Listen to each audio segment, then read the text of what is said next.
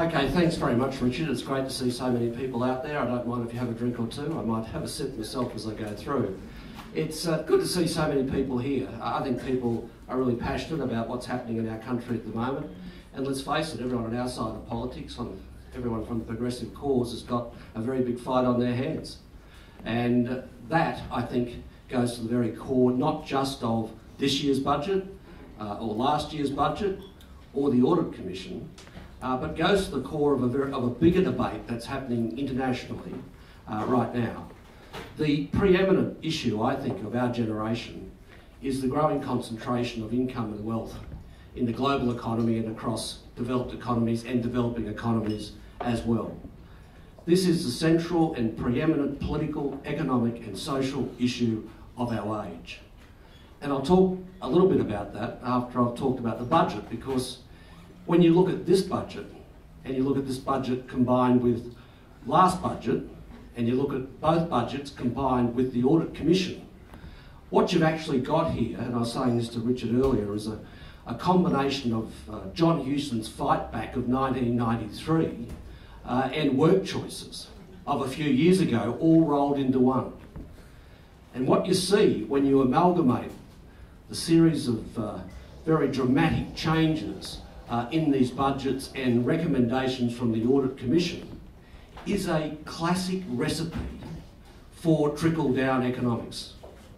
A classic recipe for essentially class war, and in particular intergenerational class war against the young, wrapped into all of the proposals which are combined from their budgets and the Audit Commission. And implemented in full, what you would see is a classic recipe for American-style inequality, a hollowed-out middle class, and an increasing army of working poor. And why that's such a tragedy for Australia right now is that Australia over the last 30 years has done so much a better job at mixing social equity with growth than just about any other developed economy in the world. It doesn't mean to say we haven't had a concentration at the top, but when it comes to people on low and median incomes, we have done so much better than many other developed economies. And the very pillars of what have promoted a spreading of our prosperity more fairly here than in many other developed economies are precisely the pillars that are under assault in the two budgets and the Audit Commission report. The attack on the industrial relations system that goes to the core of the Audit Commission report, which recommends slashing the minimum wage by 1/3. The attack on the provision of quality, affordable and universal health and education, which is intrinsic to two budgets. That $80 billion cut still sits there in this budget, as it did in the last, which is a recipe simply to rip up Medicare and to hack the guts out of our education system, still sits there. The refusal of the government to come to the party on progressive taxation and its underlying intent to move to a higher GST and lower profit-based taxes.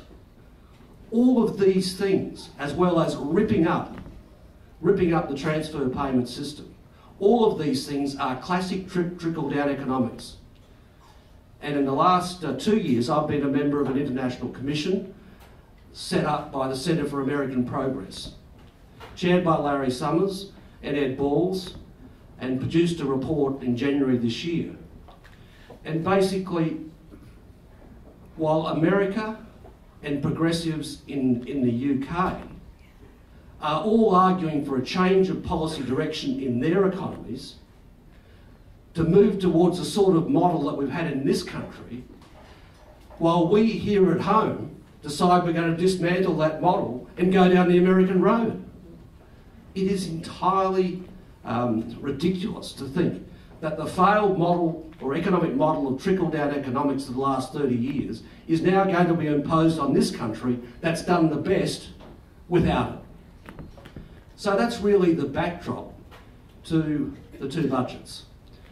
The budget that was brought down a couple of weeks ago is not really a retreat from the first budget. It's got a few bells and whistles on it to make it look different. What it is really is just an elaborate comb-over, a make-up job.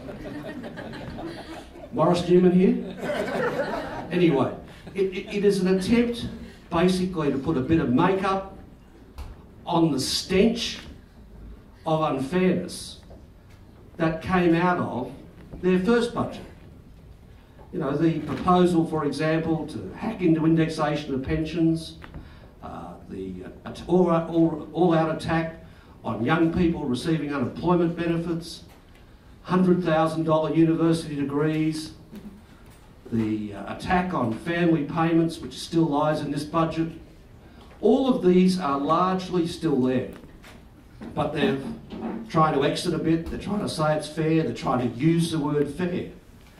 But it is none of those things. It absolutely fails the fairness test. The $80 billion cuts to health and education, the attack on family benefit Part B, a big attack on people on low incomes with children, the $100,000 degrees still there, and so on. All there in the budget that was delivered on budget night.